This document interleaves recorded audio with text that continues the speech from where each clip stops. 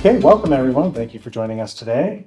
We're very pleased to be able to hear from Gabriel Fairman, CEO and founder of BureauWorks. Many of you are already familiar with him, and we've seen a little bit of his technology. He founded BureauWorks when he was about the age of many of you, at only 25 years old.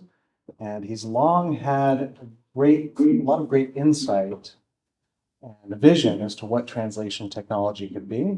So many of you have already seen that in this age when things are changing very quickly, and everyone is talking about what large language models and generative AI, GPT or ChatGPT can do for translation. Many of you have seen that it seems like every single day there's a new company announcing their integration with GPT-3 or 4 or something else. But Gabriel had his company and his technology well positioned to be able to already introduce arguably one of the top integrations already, doing some very interesting things, following great sound principles while still changing things up. And so I'm excited to hear from him, hear about his vision for technology in the future and of translation. So please join me in welcoming Gabriel. Thank you, Adam. Thank you very much. Thank you. All right, it's very nice to be here with everybody today. Thank you so much for making the time. It's really an honor and a privilege. Today, I'm going to be focused on what you're seeing on the screen, but before we get there, I just want to give everybody a little bit of an overview on how I got to where I was, where I am, and where things are going in my personal, professional career, and how that intertwines with our tech. Well, as Adam said, I began BureauWorks when I was 25. I don't think I did so out of a major creative spark. I think I felt, if anything, immense lack of clarity over what I was going to do. It's hard to be young. I'm still young, but it was even harder to be younger. And I started the company really because my mother had been a translator all her life. I grew up speaking Portuguese, English, and Spanish. I lived a semester abroad in Italy. I learned a little bit of Italian and learned a little bit of French. And I lived in a Zen Buddhist monastery in southern Taiwan for 6 months, more or less, and had been studying Mandarin my senior year at college. I thought I was going to learn a lot of Chinese when I went to the Zen Buddhist monastery, but I didn't realize I would take a vow of silence, so I didn't learn anything. Nobody would even talk to me. But I ended up working a little bit with international commerce, and just before I started to get into the translation world. And as far as when I got into translation, I thought I was going to get into the language business. And really soon I realized that the language component of it is a small, albeit very significant component of the language industry. There's a ton of information management that's super important. So I was like, okay, I can translate. And at the time, we weren't using any kind of tools or anything, but I can translate, but I can't keep track of what I'm translating, and I can't keep track of who I need to invoice and who I need to pay, and if things are going well or not well. And it was just really hard to keep track of all of the information, particularly as we grew. It became harder and harder. So I started to use the best tech that I could find available at the time. And it was interesting because I would buy the technology. It was expensive. It was difficult to implement. I felt really stupid most of the times. Like I would go in and maybe do courses for 5-6 days, gain like a little certification sticker, go back, be like, I don't even know how to implement this. And it was challenging to work with technology. And even when it did solve the problem. It only solved a small part of the problem, never the problem as a whole. So I would say around 2008, I already started to try to dabble into developing our own tools. And I would fail every single time. It was always so much harder than I expected. We would work with engineering teams that just didn't deliver. Things became way too complex, way too quickly. Around 2015, towards the end of 2015, our CTO, Enrique Cabral, joined as well, and he brought in a team of his trusted software engineers. And since then, we've been developing BWX, which is exactly what you see here.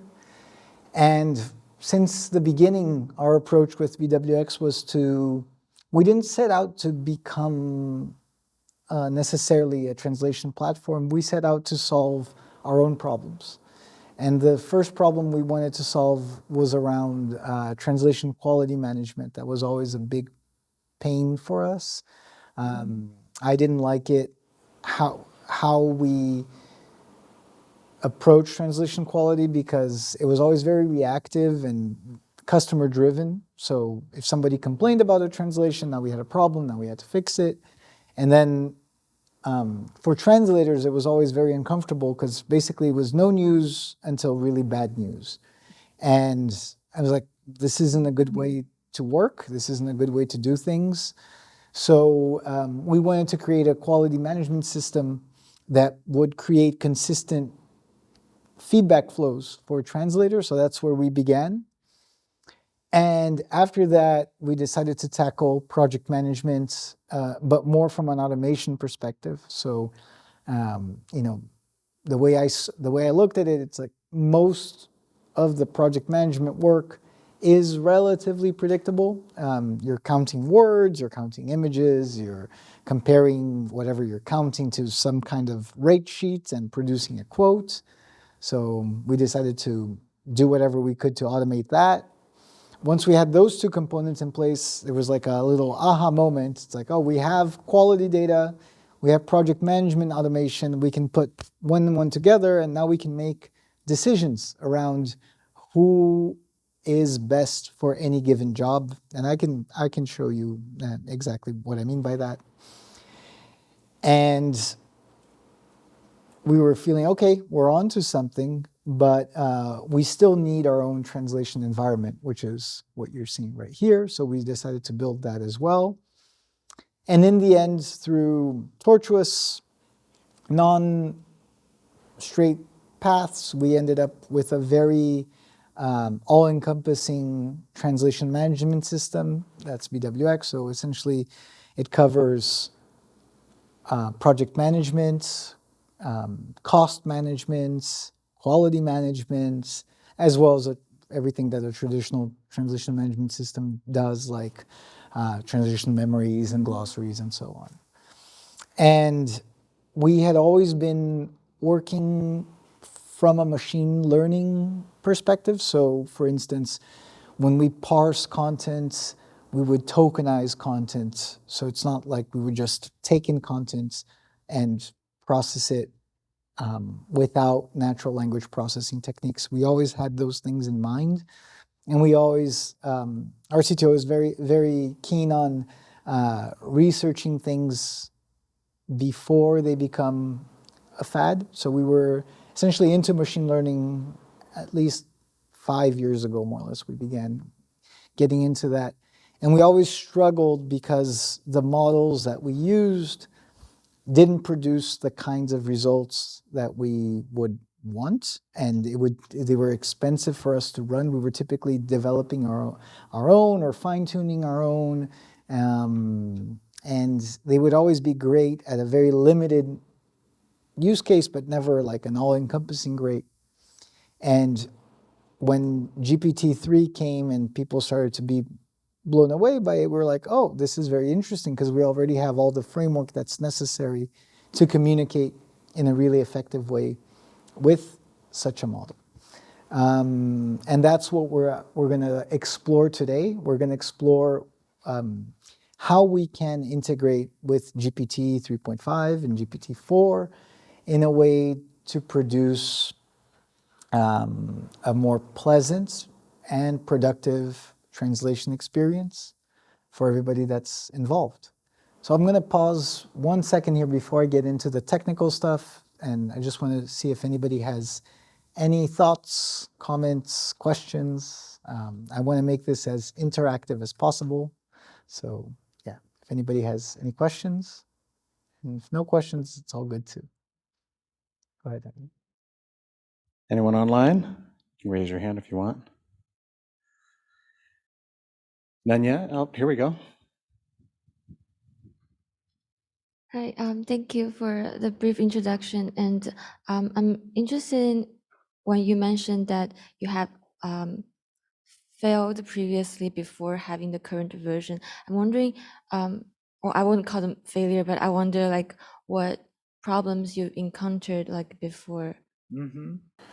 Yeah, it's a good. It's interesting too that you mentioned that. I was thinking about writing about the difference between errors and failures. I think I wouldn't call them failures either, just because the word has a weight to it that I don't think necessarily corresponds. But I think the main things that I was lacking was, number one, the product clarity around what we were trying to build and the problems we were trying to solve. So I would say that at the beginning we were trying to solve problems that were too broad and too vast without the necessary kind of architecture. So that was one. Lack of engineering knowledge on my part, that was two. And not finding the right people. I would say those three elements were fundamental to not creating the outcome that I would have expected. And I think just lack of experience too. And I think what's interesting about your question is that it's one thing to see these shortcomings as failures. It's the other thing to see them as stepping stones. And I think that's where hindsight plays such an interesting role, which is, when I'm experiencing it, it's like, oh, I failed, this sucks, it's terrible. But in hindsight, I can look back and it's like, oh, it was important for me to mess up this way or that way because I knew that it wasn't going left, it was going right, and so on. So, but I don't know if that answers your question, but those were, I would say, if I had to summarize, lack of product clarity, too big of a problem too soon, and not working with the right people. I think those were the key elements that did not produce the expected results. All right, pleasure. We have 30 people online, but no questions yet. So it looks like everyone's excited to hear. Oh, here we go. Thanks, Greenwell. I'm wondering, are there any content types or domains or like particular industries that you have the experts that to be better with, or it's like is your bigger customer base? It's very spread out. I wouldn't say we're focused on any particular domain or industry. It's very spread out from video game localization to product to technical, manufacturing, medical, pharma. It's our customer base is very spread out. Great question. All right. Perfect. So today we're going to talk about using generative AI in translation technologies, right? So that's what we're going to be focusing on. And I think one thing just to establish, I think every single localization program can agree that they have a similar set of challenges, emphasize certain of these challenges more than others, but every program needs to deliver high quality translations. Every program needs to minimize turnaround time, maximize time to market, or minimize time to market, however you see it. Minimize direct costs, minimize indirect costs, advance their SEO agenda, promote brand integrity, get people to collaborate around the same purpose. So there's a similar set of challenges that most localization programs face, right? And that was just like the basic overview of BureauWorks as a TMS. So everything from project management, web editor, glossaries, translation memory, payables and automation, QA, job assignment, and I'll exemplify all of this. But the key thing I want to illustrate here, and this slide is still in production, so it doesn't look that beautiful, but it will do the trick as far as explaining exactly the difference. Let me just load this up. Okay, that's here.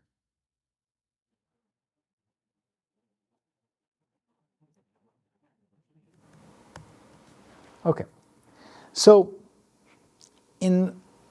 we're calling it old paradigm, but it's basically the current paradigm. Still, the new paradigm hasn't been disseminated at all, but we're essentially working with a few different sources of information or contextualization when you're a translator. You're getting feeds from the translation memory when they're above a certain threshold. So let's say if it's above 50% or above 70% or above 74% and so on, you get fuzzy matches or in-context matches. You get matches from the translation memory, which is the one in green on the bottom. As a translator, you'll also get glossary suggestions, which is the yellow. And if you have machine translation turned on, you're also going to get machine translation. But essentially, these are three separate databases that are giving you separate, decontextualized information to work with. So let's say maybe it's a perfect match, but the glossary says something different than what's in the translation memory.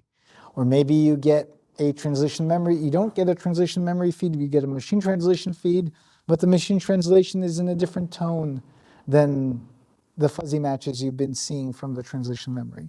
So there's three, the key thing is that these are three separate buckets that are being used to leverage content production when it comes to translation. Any questions about this slide before I go on to the next? No. Now, the new paradigm, it's a lot more colorful. There's a lot more things going on. But the first key difference is what we call the generative language engine that's up top on the right. And what the generative language engine does is it integrates these three separate feeds into a single homogeneous feed. So it'll make decisions, for instance, like let's say you have a machine translation and a translation memory fuzzy match and a glossary feed for that segment. Our generative language engine is going to make decisions based on certain parameters that are going to provide a feed that takes everything into account. And we'll explore that in detail as we move along, but that's the pillar. It's what fundamentally changes the translation experience for a translator, right? So from a translator perspective, you're not working anymore with these three different kinds of feeds. You're working with a single homogeneous feed, and there's a lot of benefit to that. We'll explain that. The second component is what we call smells, which is a runtime semantic verifier. So you're probably all familiar with QA checks. QA checks, like automated QA checks, they check for typically typographical or syntactical errors, deviations, right?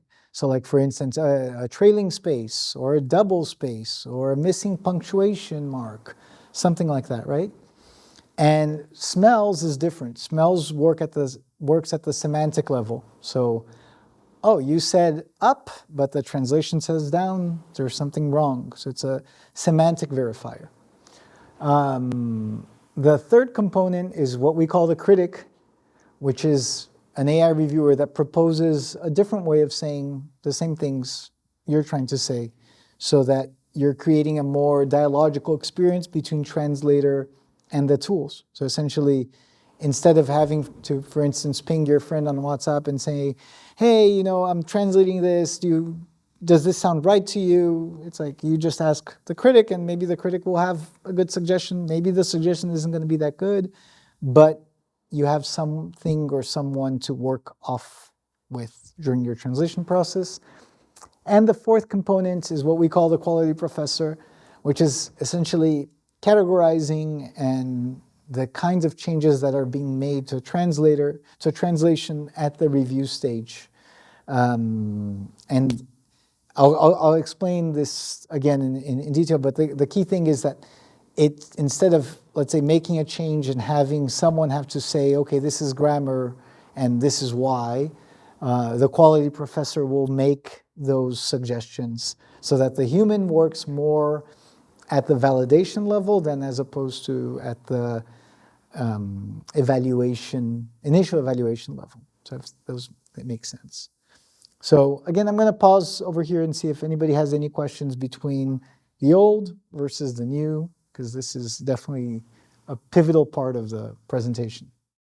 Thank you for the introduction. I'm wondering, why do you separate smells and critic? Why not integrate it as one, like AI QA checker? Is there any thinking, any consideration behind this?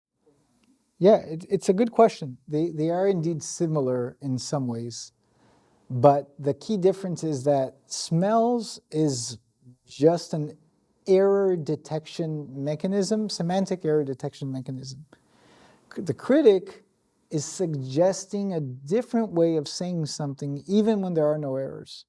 So for instance, let's say express thing, it's more, let's say you're working on marketing content and you translate something a certain way, which could be right. There's doesn't smell funny from the smells perspective, but you'd like to hear a different point of view of how you could say the same thing in a different way. So that's the difference. And we don't have this exposed right now at the UI level, but we will. The critic is configurable. So let's say you can define that you want your critic to be a PhD, or you want your critic to be a 8th grader. You want your critic to be a certain age range. The idea is that you can create a persona that's evaluating your translations, not from a good or bad perspective, but is there a different way of saying the same thing?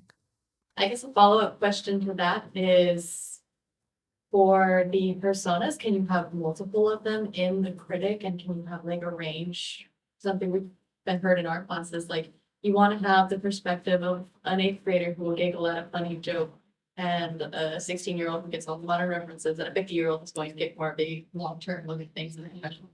Can you have that? Conceptually, yes. From a UI perspective, it would be a challenge to work with several at the same time, because you would get all kinds of different feeds. Could be challenging to work with that, but conceptually, yes, it's possible to create multiple points of view on the same translation, let's say. And then we have one question online, but it sounds like you may get to this later. Jocelyn asks, I don't know if he'll go over this later, but how does this affect pricing?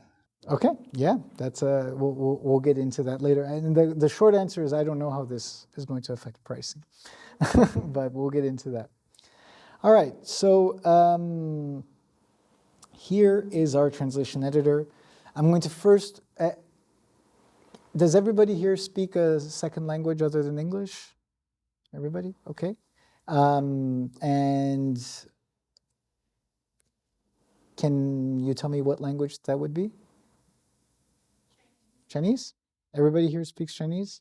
Yeah, I just had a quick question. So I'm curious if the system that you're building here, is it going to be customizable for individual project levels? What I mean is, so as a translator, I've worked with, I've tried using like say modern MT. So I've tried using, neural machine translation, and while I'm impressed by it, one downside of it, or one drawback in my experience, is that you can't really train it to, even with the adaptable models, it sort of memorizes everything it's ever learned ever. So if you're just working on a specific project and you wanted to always translate this word a specific way, at least in my understanding, it's difficult to get it to do that way. And it's been my experience that that's something that needs to be tweaked.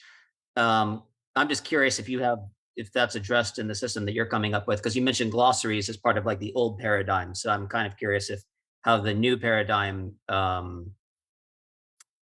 accounts for that or makes that sort of thing possible. The question that I had was, with these three additional components in the new paradigm, what's the difference between the execution time between the old one versus the new one? Because with the new one, you have, a little bit more happening there, right? How do they differ in terms of the turnaround time? Yeah, great question too. We'll get into that. But the key thing is it's possible, right? So let's say our industry evolved with this TP paradigm, right? You need someone translating, another person editing, and then a third proofreader if you really want to be sure of the quality that you're delivering. That's how our industry was built. Sure enough, machine translation post-editing came in and some things got a little bit shuffled, but essentially you need to work with different sets of eyes over the same translation in order to be sure of what you're delivering. The main difference with this paradigm, in theory, it's possible for you to deliver just as well with a single workflow. So essentially, you could cut out the editing, you could cut out the proofreading and have a translation that's just as good with a single workflow. So that's the time-saving opportunity as far as like workflow management goes. As far as the actual translation process goes, it's we don't have enough hard numbers for me to provide a response. Based on my experience, I'm able to output anywhere from 30 to 50% more with this paradigm than I am in the previous one, particularly as the engine learns from me. So I think, was it Jonathan who asked the question on adaptive MT? Okay.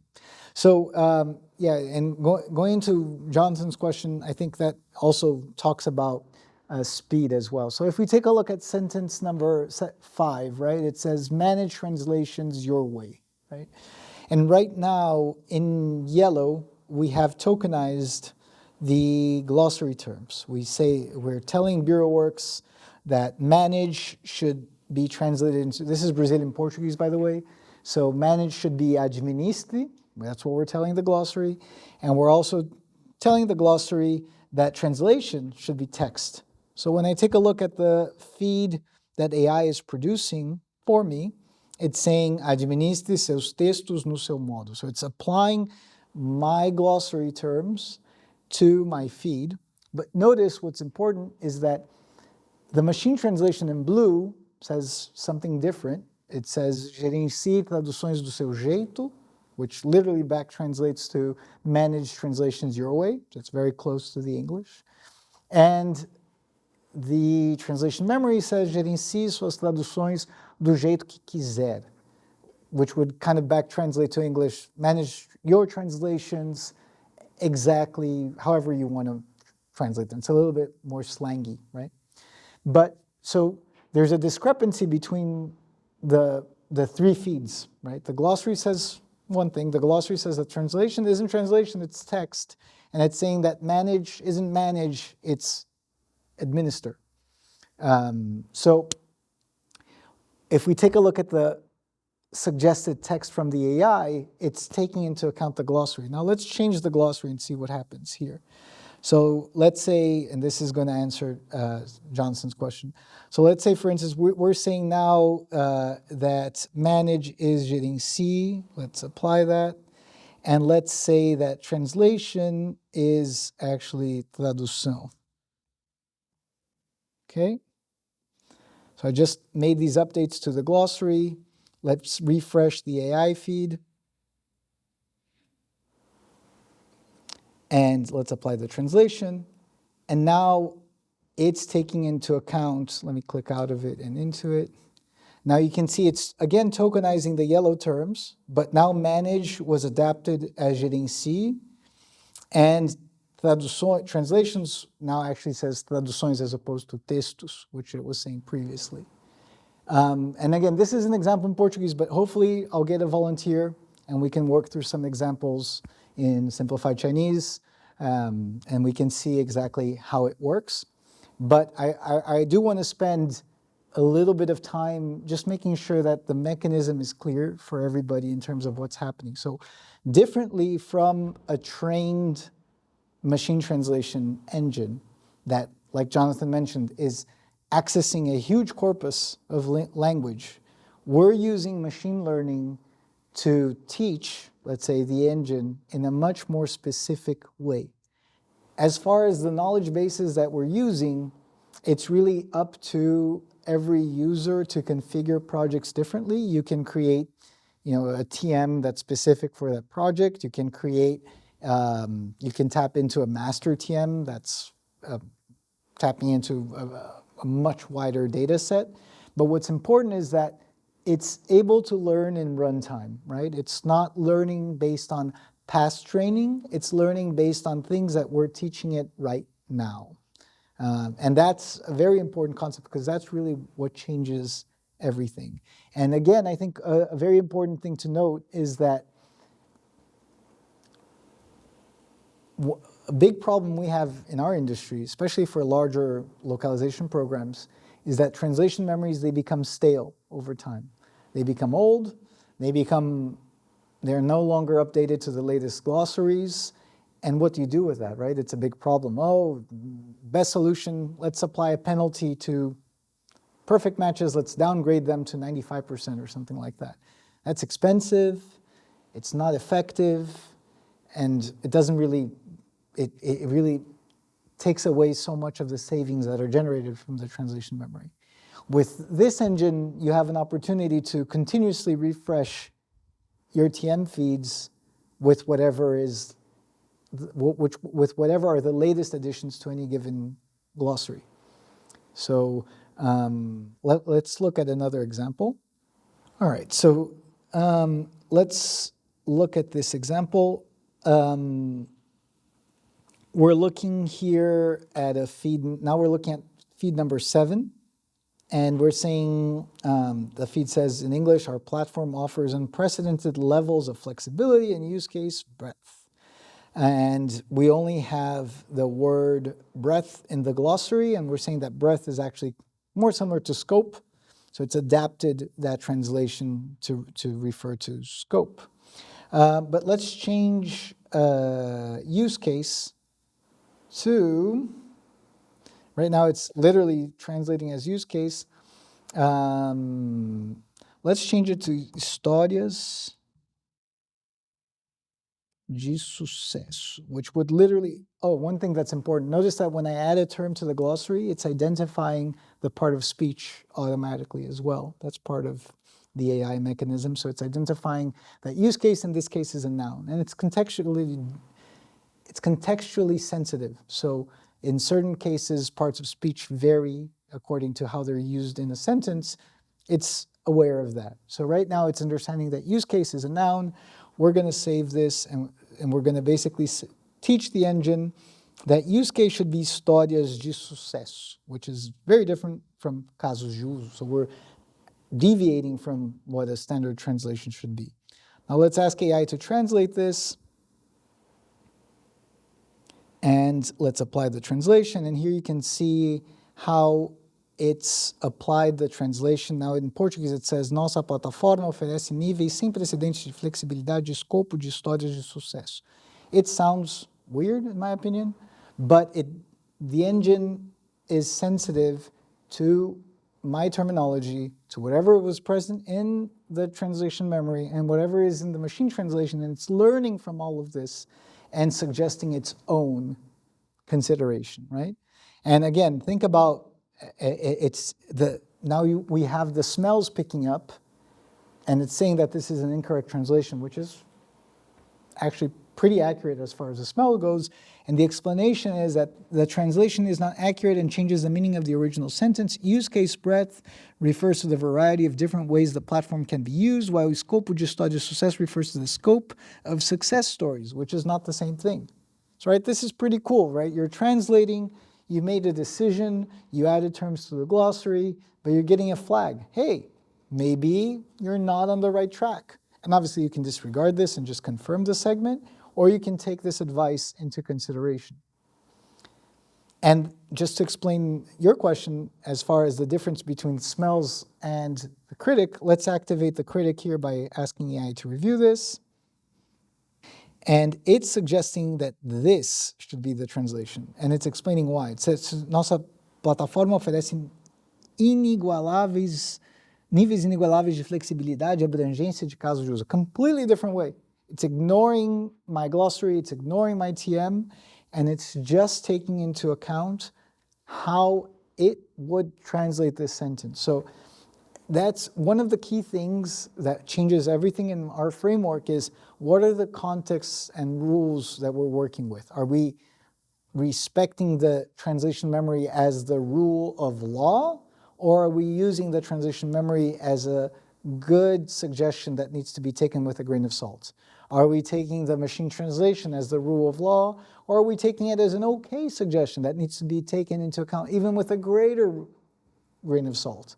What about the glossary? Is that the rule of law, or is that something that needs to be considered but with some parsimony as well? So what we're using is we're using a dynamic weighting mechanism to tell, in this case GPT, how to look at these things with different levels of priority. So in our opinion, for instance, the machine translation is less relevant than the translation memory. And in our opinion, the glossary is typically more important than the translation memory. Obviously, some people are going to configure these things differently, but as a standard, we understand that the glossary needs to be taken into account, even with a further degree of precedence. So when it incorporates all of this together, it's providing this feed. Now the critic, again, we're focusing on the idea of how a reader would approach the translation, because the reader doesn't know the translation memory, the reader doesn't know the glossary, the reader doesn't know any of this context. It's the reader is just looking at this and saying, does this sound good? Does this sound bad? Right? And in this case, it's suggesting this really different way of saying things, and it's explaining why. It's saying the suggested translation more accurately conveys the meaning of the original sentence by using the phrase inigualáveis instead of sem precedentes, and a abrangência de caso de uso instead of escopo de história de sucesso. This more accurately conveys the idea that the platform offers a wide range of flexibility and use cases. So again, I can take this into account and apply the translation, or I can just decide to go on with my own. It's really up to me. And what's interesting is I just applied its suggestion, and now no smells are found. Now it's smelling good. And I can confirm this segment, and if I do, now it's detecting a glossary mismatch because there is a deviation, right? I have use case and breadth in my glossary. I'm translating those things differently. I'm going to accept the glossary deviation, but nonetheless, I'm learning from this deviation. So it's not just like when I'm committing a sentence to the translation memory, I'm not just putting it in a distant cold storage. This is becoming part of the engine's learning experience. So it will take into account in future feeds this discrepancy between how I committed a translation and how things are being stored in the glossary. Whether it's going to prioritize one versus the other is going to be based on context. And that brings me to one of the challenges that people will experience is that we're used to using systems that are discrete and static as far as analytical capabilities. So like, let's say, for instance, you ask a computer if 2 + 2 = 4, and the answer is 1 or 0, right? It's whatever you ask a system, you're going to get a binary response. If there is a sentence that you're translating and you run it against the translation memory, you're either going to get a match or you're not going to get a match. You're not going to get maybe a match, right? The ideas of maybes don't exist in traditional computing structures. When you're talking about large language models, you're talking about a probabilistic framework, which is hard for most people to assimilate, not from a conceptual perspective, but from a user perspective. Because what's going to happen, maybe we'll run into examples like this, and I do have a few examples where, for instance, I'll apply the suggestion of the AI, like from the critic, but Smells isn't going to agree with it. Smells is going to pick up a potential error in translation. Sometimes the word is going to be in the glossary a certain way, but the engine isn't going to find a good way to incorporate that glossary feed into its own feed, so it may deviate in some very specific context from the glossary. And it won't, these models are black boxes. They won't be able to explain, you won't be able to understand, ask which one of the 70 billion parameters triggered this, and it won't be able to explain that so clearly. And that can be a little bit unsettling from a user perspective because it's not as predictable, even though let's say the driving engine behind these models is probability and predictability. From a user perspective, it's not as reliable as a traditional mechanism. So that's something important to keep into consideration. So I want to ask if there's anybody who wants to come over here and walk through one or two examples in simplified Chinese with me. So, Thank you for being brave. So don't worry, I'll walk through you. And what's your name? Min. Min? Gabriel. All right, Min. So can you read for us sentence 6 in English? Okay. BurrowWorks is a cloud-based translation management system that transforms cumbersome translation and localization management into simple and predictable activities. Okay. Now let's take a look at what the machine translation is saying in Chinese. Okay, so it says BurrowWorks 是一个基于语言的翻译管理系统，可将繁琐的翻译和本地化管理转变为简单且可预测的活动。Okay. So now what I want you to tell me is let's add any of these terms to the glossary, but that you would want to express in a different way Okay. than is here. So tell me which one you would like to add. Cloud-based? Okay, let's do that. I don't have a good translation for that though. Any ideas? I need something that you would have a good suggestion for. Okay, let's do cloud-based? Cloud-based. Okay. Right now I have the entry as pinyin. Can you work with pinyin? Yeah. Okay, perfect. So let me change the input style here to pinyin. Perfect. Okay. And it's identifying that cloud-based in this case is an adjective, so please type the.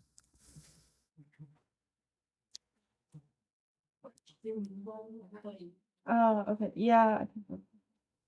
Okay. Save. Perfect. Yes. Okay.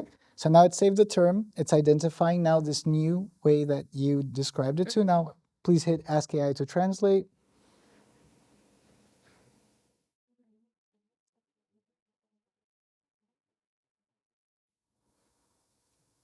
Now apply this translation.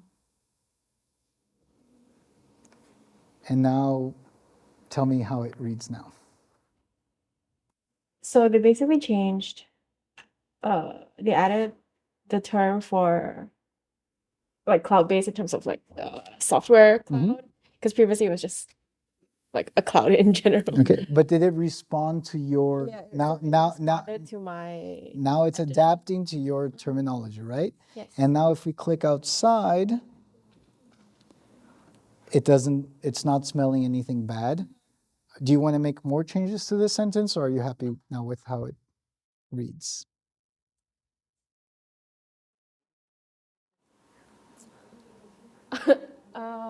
Anybody feel free to suggest too. I mean, this is a live laboratory for us. If you have a suggestion online, you can type it in and pull it out as well.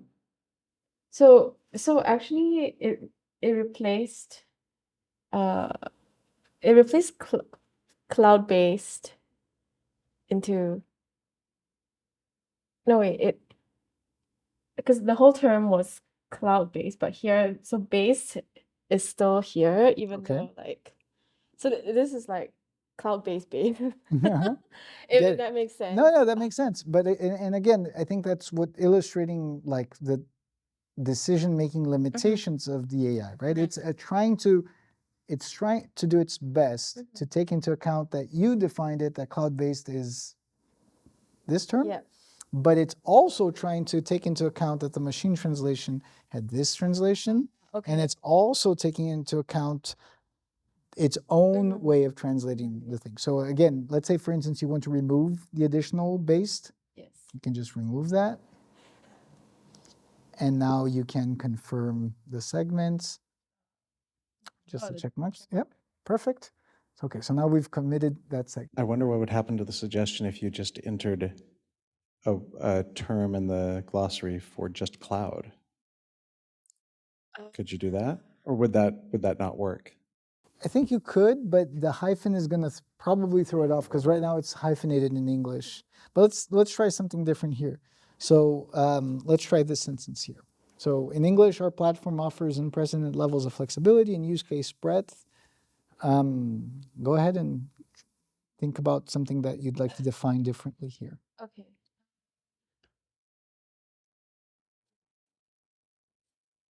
Use case breadth? I don't. Let's look for a different sentence then. Yeah, let's look for start for free. You pick a sentence. Translate through our engine or manage on your own. Let's try this one. Okay. Maybe shorter. Yeah. Because sometimes shorter can also be quite hard. So right now the machine translation is saying this. So let's teach it a different way of saying the same thing. Okay. So do I just edit here or? Let's do it through the glossary so that we see what the AI is able to learn through your edits.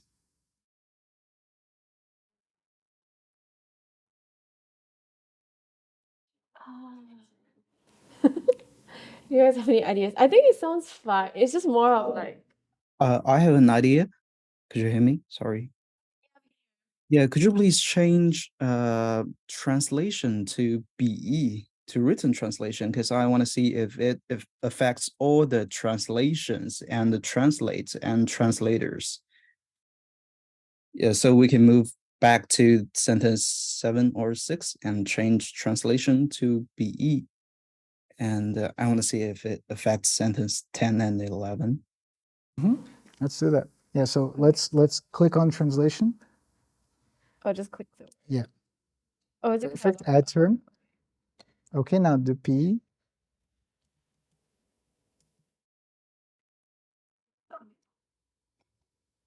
Now save. Yes. Perfect. Now let's see if it's tokenizing correctly. Yep. Now it's tokenizing correctly. Now let's ask AI to translate this sentence.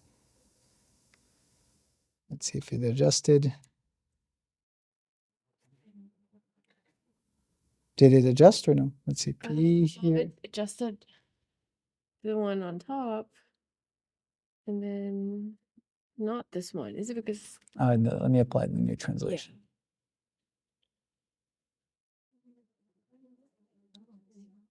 Refresh the feed. Oops.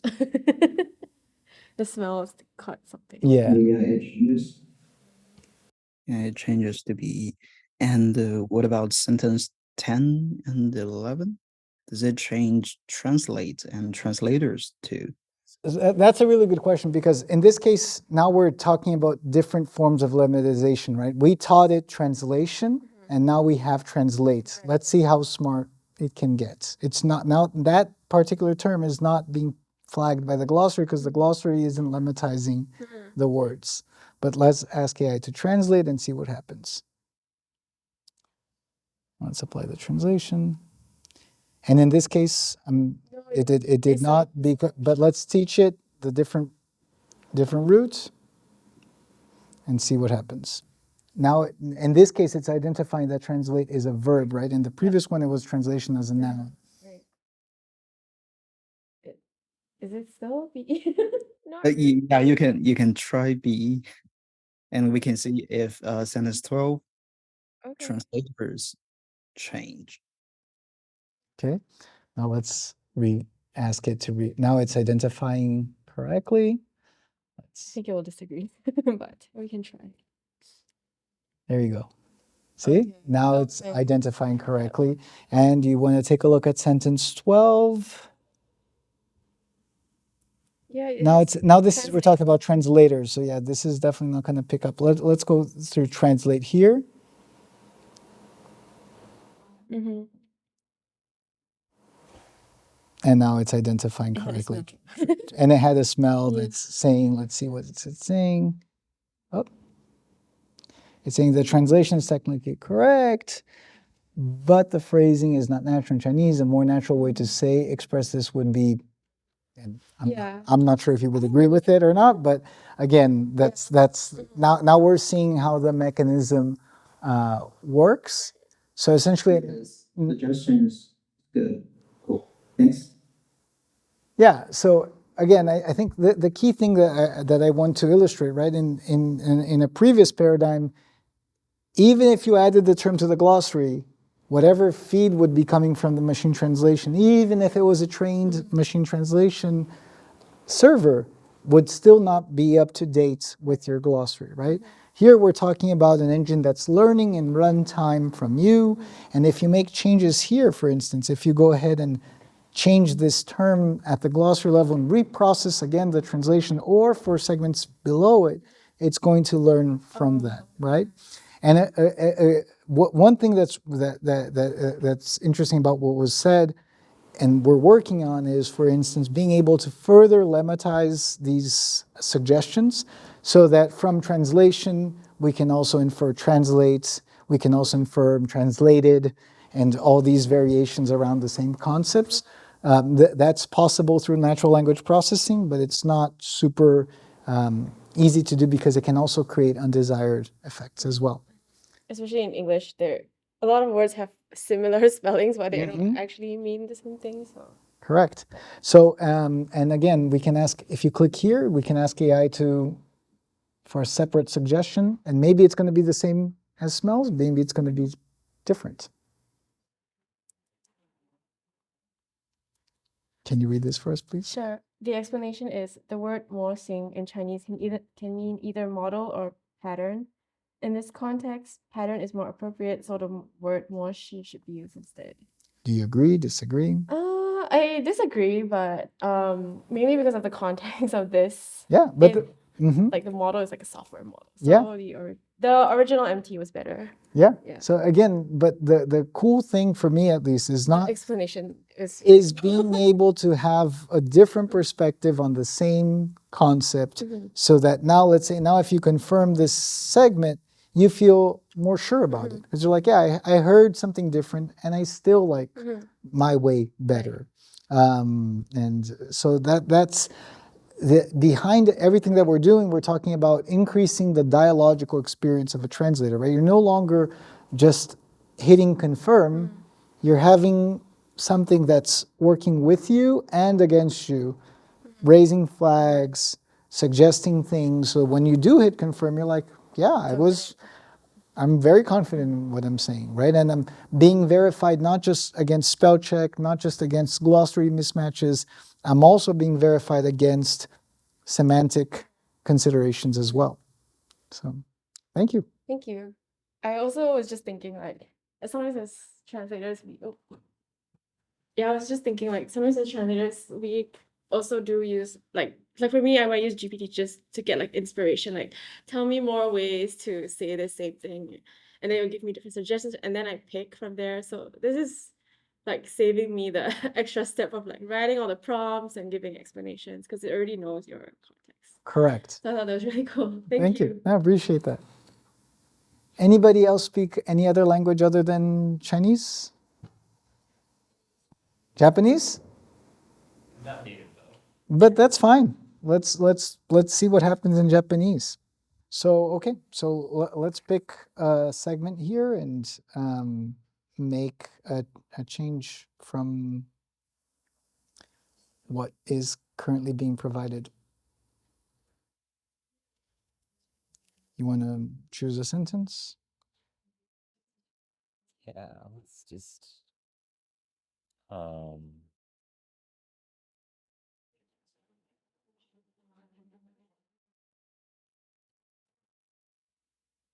yeah, you can that one maybe. Okay.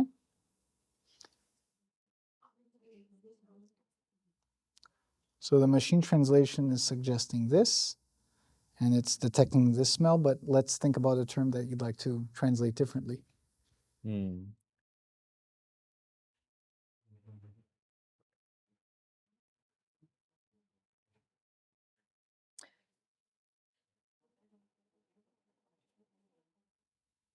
Maybe we can change the graduate school to like Daigakuin. I don't know, Okay. Jonathan, does that sound? Let's change it. It's detecting this. Yeah. Go for it. Yeah. Okay. Let's hit save. Now it's identifying that graduate school should be this. Let's ask AI to translate this again.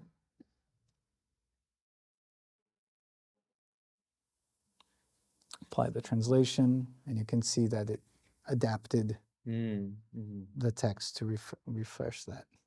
Okay, cool. Let's do one more. Sure. Okay, any term that catches your attention or any sentence that you would like.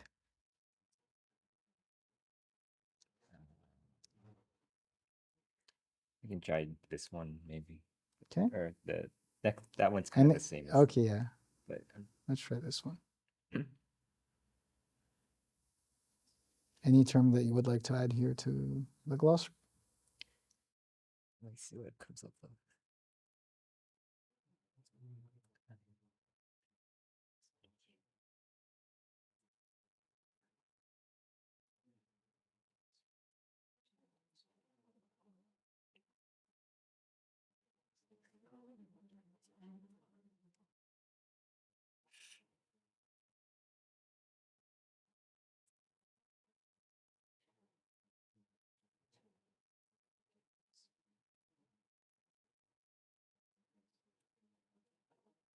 I noticed in the Japanese translation where I can see where it's trying to render the world's leading experts. And what it has in the Japanese is something like literally experts who lead the world. Yeah. So it's you can still kind of get what it's trying to say, but it sounds clunky. It sounds like machine translation. Not horrible machine translation compared to the past, but still kind of unnatural. Sure. I'm trying to think what a good way of saying that in Japanese would be, because I'm working in the opposite direction of what I normally do here. Hang on, I'm going to check. While they're bringing that up, Gabriel, just to clarify, which engine are you plugged into to get the machine translation? And then which version of GPT are you getting the AI translation from? So the machine translation suggestions are coming from Microsoft, just standard untrained translator. And this integration is using GPT 3.5. So in our tests, it doesn't, like the performance of 3.5 as far as being able to learn from glossary suggestions is almost as good as GPT-4, and it costs 30 times less. So it doesn't, it doesn't pay to use GPT-4 yet. Go ahead. You would like to? I'm not sure. I came up with one from Depot, or I don't know, Kyle, if you have a better idea, but for like world's leading experts, and I've heard this one before. You type in like 世界の第一人者. 世界の what? 第一人者. So like 第一人者. Yeah. And then 世界の. So it's not quite so 世界の第一人者. So it's not quite a one-to-one rendering of the words in the English, but it's the same as a phrase. It's kind of the same effect. Let's see what happens. I mean, this is a good edge case, right? It doesn't correspond one-to-one to English. Let's see what it does with the translation. Let's apply it. It was able to at least apply it. I don't know if you can read it for us and tell us if it sounds better or...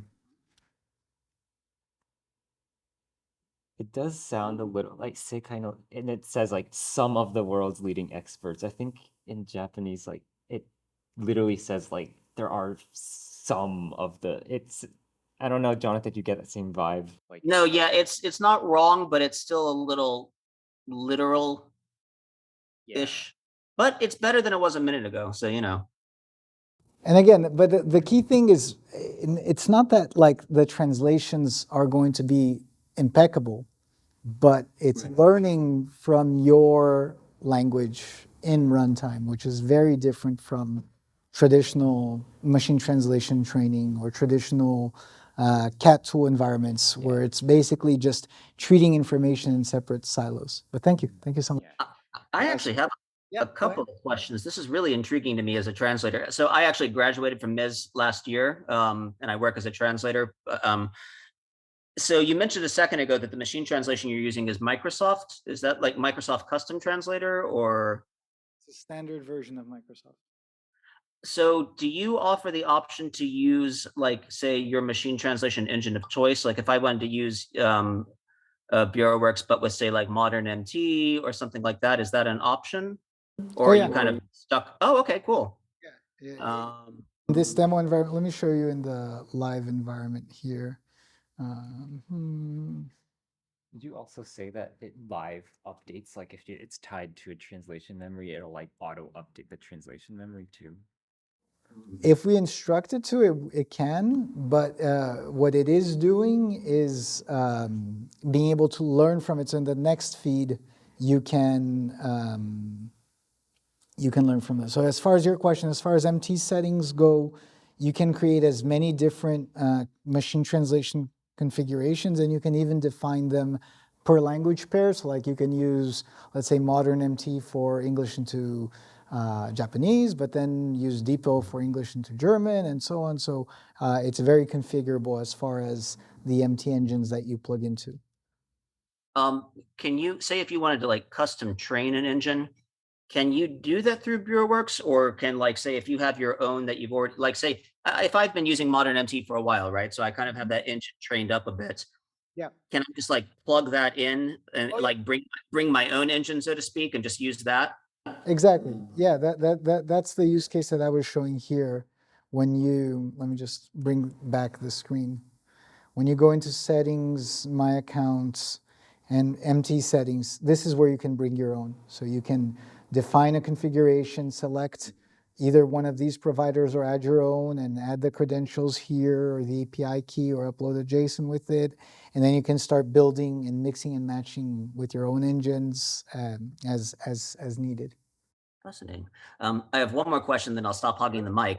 I'm just curious. So I noticed in the translation, so you've got the smells on the one hand, and then like the AI review, and they both seem kind of similar. Like AI and like, gives very chat GPT like answers when or explanations of its rationales. I'm kind of just curious, what is the difference between the two? If you could just explain that one more time. Is smells just more like, is there something different going on under the hood? Are they using different engines? Yeah, just what's the difference between those a little more specifically? Both smells and the suggestions are using GPT 3.5. The difference, for instance, in this segment 30, for instance, it doesn't, the smells just says that no smells were found. It's happy with the translation, but if I ask AI to review it, in this case, it should, at least in theory, suggest a different way of saying the same thing, unless it can't find a way. So it's suggesting a different way of saying the same thing, and it's explaining why, right? So the key difference is smells is looking for error potential, so semantic deviation error potential, inappropriate content error potential. So the smells is looking for error probability. The critic is, even when it doesn't detect an error, it's trying to re-express the same concept in a different way. I don't know if that makes sense, but that's the key conceptual difference. Excellent. That does cover that for me. Thank you. And then I noticed also, very, very last thing, like when you have terms highlighted in the source text, and then you can like add them to the glossary. I noticed it had the option to like add to a specific glossary. Is that where you can start like creating like say project specific glossaries? Correct. Yeah, you Like if can. you want to have a general glossary that you want to be your all-purpose one, but then for this specific project you want to translate this term in this specific way, you can tell it to do that. Correct. So you can have, for instance, exactly what you mentioned. You can create a project that's, let's say, just reading from a certain glossary, but writing into another one, or reading and writing from a project-specific glossary, but just reading from a more generic glossary, and so on. So yeah, you can set it up however you would like. Thank you very much. That answers all my questions. My pleasure. So just to cover the final component that we did not talk about was the translation professor. And I'll exemplify that in Portuguese because I don't want to make more of a fool of myself. But let me preview here our website. So now, right now, the main difference is that I've opened up the same text that we were working with before, but now I'm at the review level, right? So it's a different workflow step. So supposing I've already translated, now I'm at the review level. And when I start making changes to the text, let's say, for instance, let's say I want to call this, instead of sistema, which literally means a system, I want to call it uma ferramenta, which literally back translates to a tool. And I click outside of this, and it's detecting it's detecting smells problems. So that's one of the frameworks, right? And it's detecting a problem with inconsistency as far as calling it a tool as opposed to a system, which is a good flag.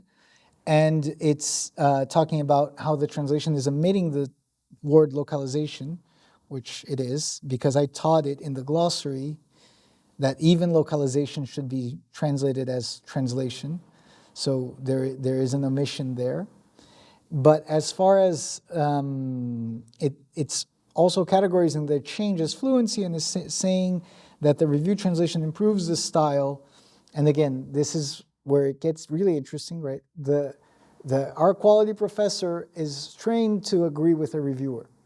So it's saying that it improves fluency and style because ferramenta sounds more natural in Portuguese, which is a subjective statement. Some people may think it sounds more natural, less natural.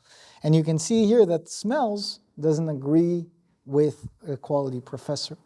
So there's one of the components that's super important for us to think about as people researching and working with AI and localization is how much of a symphony do you want to create as opposed to a cacophony? So a symphony, everything's harmonious, everything sounds good, everything is in agreement, right? It's like smells is in agreement with a professor and it's in agreement with a suggestion.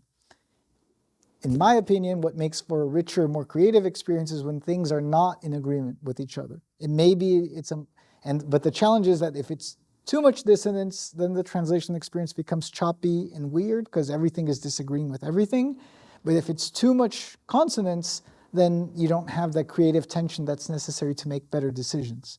So that's something that remains to be seen as far as how much we're going to favor dissonance versus consonance. And part of our idea is to be able to deliver this level of controllability or customizability to the translator. Sometimes translators are only going to want to be alerted when something is clearly a mistake, like 90% probability of a mistake. Some translators would rather be more cautious and they would like to be flagged if there's a 30% chance of a mistake.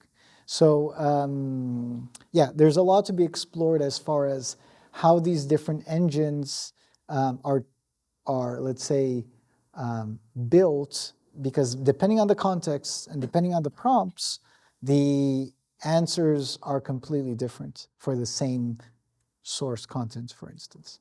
So that's something for us to always think about and consider. And yeah, that was a quality professor. I'm not sure if anybody has any questions regarding this component.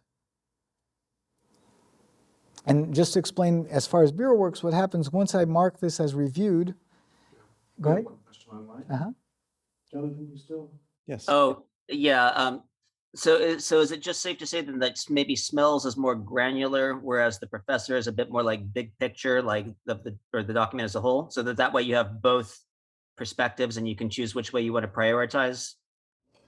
That's an interesting idea, but it's right now the way it's set up, the professor just post facto evaluating your changes. So it's, let's say you Okay. change something and it's not saying whether it's good or bad, it's creating a rationale. So like, for instance, with this segment that we just reviewed, right? If I take a look, let me go back here. So this segment is marked as reviewed. Let me go back into quality.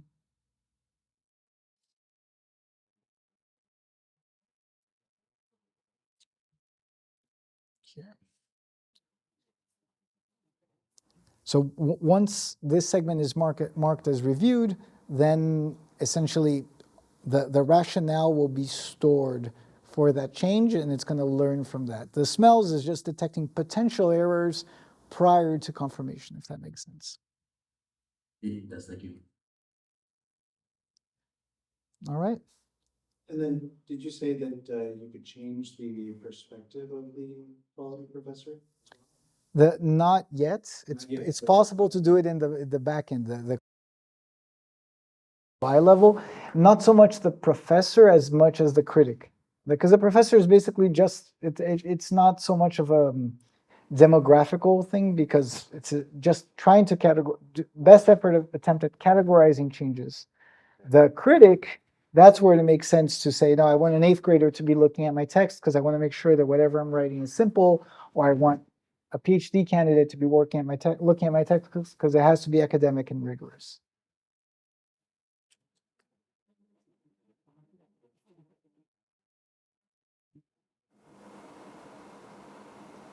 And see, for instance, here I deleted a word, and the professor saying, please check the changes you made. It seems that the original translation was better than the provided review. So you get, this is not the smells alert, this is coming from the professor saying maybe now you have an incorrect translation because of the change you made. And it's explaining why, because I removed that word use. So again, I think the key concept, I think that's permeating everything that we've been talking about, just because we're getting close to the end, is it's the ability to learn dynamically and continuously through a context that's evolving. And the idea that it's possible also to create certain safeguards so that as a translator, you feel more comfortable taking risks, more comfortable being creative because you know that there will be tools that will be watching out for you and helping you, guiding you when things aren't necessarily as one would expect. So I think that pretty much covers everything that I wanted to show today, but open for any questions, any remarks. My pleasure to answer. Yeah, so I'm just curious, so seeing all this, so I know that you mentioned that you used like Chat GPT for like the professor, and then you can plug in, various machine translation engines into the platform. Do you guys, is it basically just a platform where you can plug in all these different resources, or do you guys actually have your own like AI assets that you're offering, that's part of the package that you're offering, or is it basically just a platform that you, or is the draw just that it's a platform that you can plug in your various assets that you like, or do you guys actually offer something of your own? I mean, above and beyond the platform. Yeah, so everything that I showed as far as the AI integrations, they're native to BureauWorks, they're native to the platform. When you sign up, you have access to all of that. The only thing that's like bring your own is your machine translation provider if you would like to. Otherwise, you can default to our own machine translation as well. So, but all the AI features, they're native to the actual platform. It's a one thing that's important just to keep in mind is that it's a button that allows you to opt in. There's a lot of concern around data sharing and privacy. So there's a button that you can opt in to sharing your data with OpenAI and Microsoft Azure at the API level, which essentially says You're agreeing to their privacy policy, which ensures that your data is encrypted at rest and destroyed after 30 days and not used for retraining purposes. But again, it's important for us to really be explicit about it. So in order to tap into these features, you need to opt in to data sharing with OpenAI and Microsoft Azure, because those are where the models that we work with are hosted. And do you offer the option to, like, say, custom train models? Like if you have like a library of, like, say, TMX data or what have you, that you want to train the model on, can you do that through BureauWorks or? Yeah. But the thing is that because the models are trained dynamically, it's not the same training mechanism that you would use for a traditional, let's say, machine translation, where you upload TMXs and you confirm certain segments and you're essentially training it and then using it, right? This is learning on the fly. So you would, let's say, you would upload a TMX file, for instance, to BureauWorks.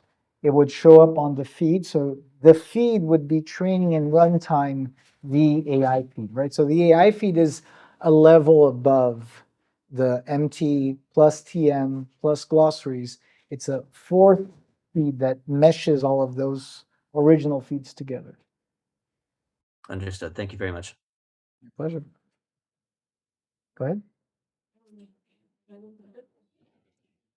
So I'm really curious, because we learned in Adam's class, like all goals of translation is kind of focused on cost, quality, and time, right? So Yep.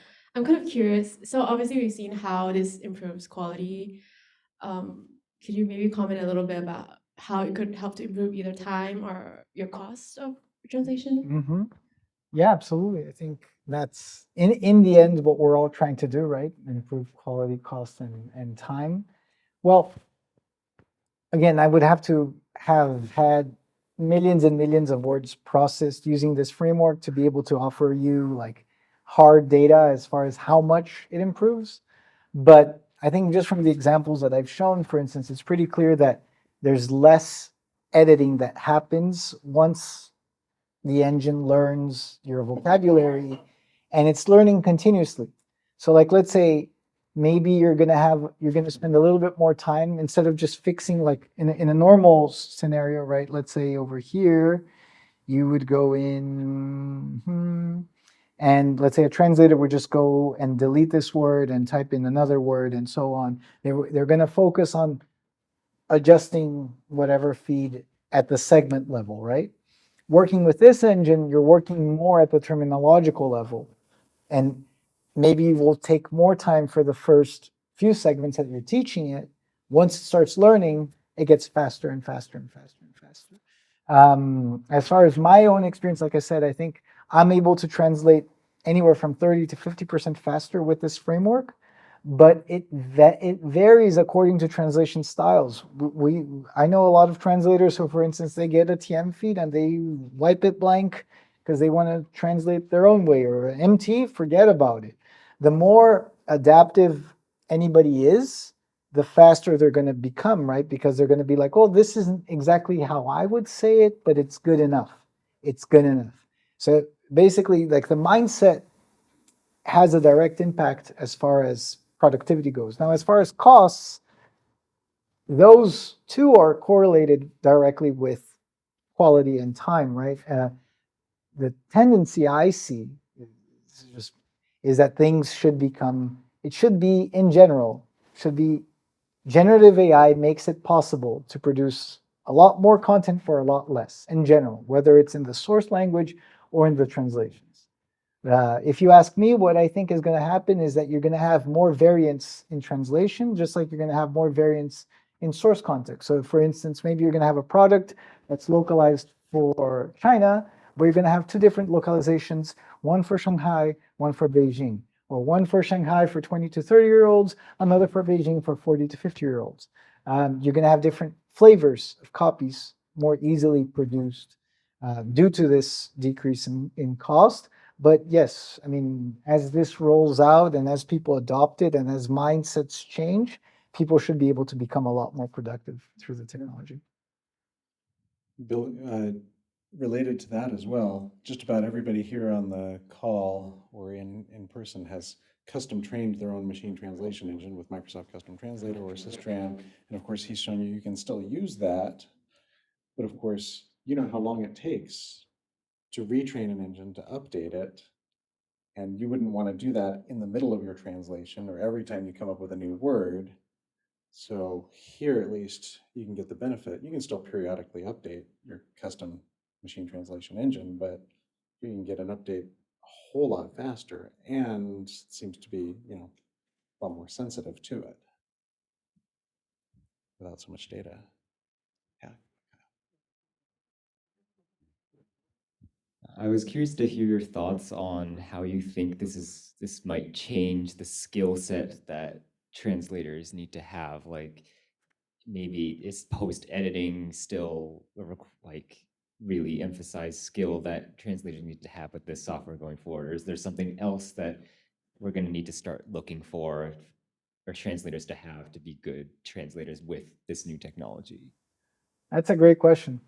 I think short answer is yes, it changes the skill set, but I think it's been changing over time. Like I think when, back in 2005, the best translators I knew were also amazing typists because you just had to be very good at typing in order to be a good translator. You'd have to be very productive. In general, with feeds like this that come in, if not good enough, almost good enough to be confirmed, it's more about reading and it's more about, in my opinion, it'll emphasize more the critical ability, the reading comprehension ability. But I think talking about going directly to your question about skill set, I think there's a soft skill involved here, which is, I don't know if the right word is humility or flexibility, but it's basically people who are able to work with suggestions that are not exactly their way, but is good enough will be a lot more productive than people who only believe that there's one way of saying a certain thing. And I noticed that, in my opinion, a lot of really, really good translators, I would even say there's a direct correlation that the better the translator, the more steadfast they become on saying things a given way, because that is the best way and it's the only way. And that's going to make you a lot more unproductive because you're going to be consistently adjusting things that don't have to be adjusted. So having that fine skill of knowing when something is necessary versus nice to have, I think that skill is going to become more and more important over time. That's one.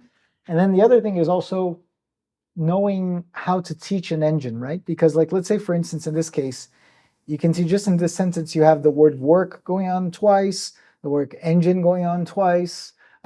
So certain words are going to be you're going to leverage. Like let's say you teach the glossary the word work once, and it's going to maybe reoccur 100 times in the translation. You're going to leverage that teaching experience a lot. But if you teach it things that aren't really relevant, then you're just going to spend time feeding things into the glossary that won't really change your output or productivity. So I think it all comes down to critical ability, really, and being able to discern what's fundamental versus what's nice to have. Yeah. Okay. Okay, if there are no other questions, please join me in thanking Gabriel for this great presentation. Okay, so BureauWorks has given us access to BWX. Many of you in the first year have already tried it out. Some of you in the second year tried it out as well. But if you need access again, and want to check it out, just I will, I'll make sure to grant you that access. You can ping me on Teams if you want. And we will make that happen. But yeah, thank you for joining us. Have a wonderful day.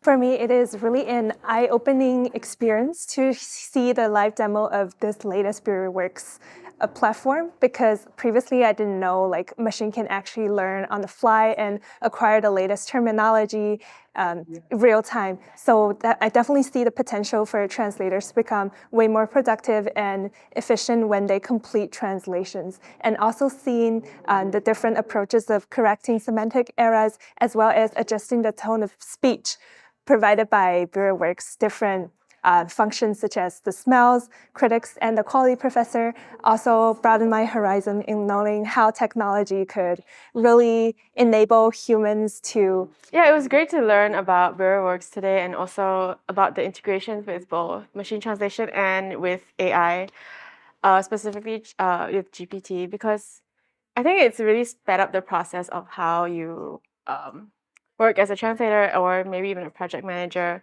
and also how you manage the quality and review steps, because it gives you a lot of additional suggestions and recommendations based on AI and also the individual like semantics and context of the translations.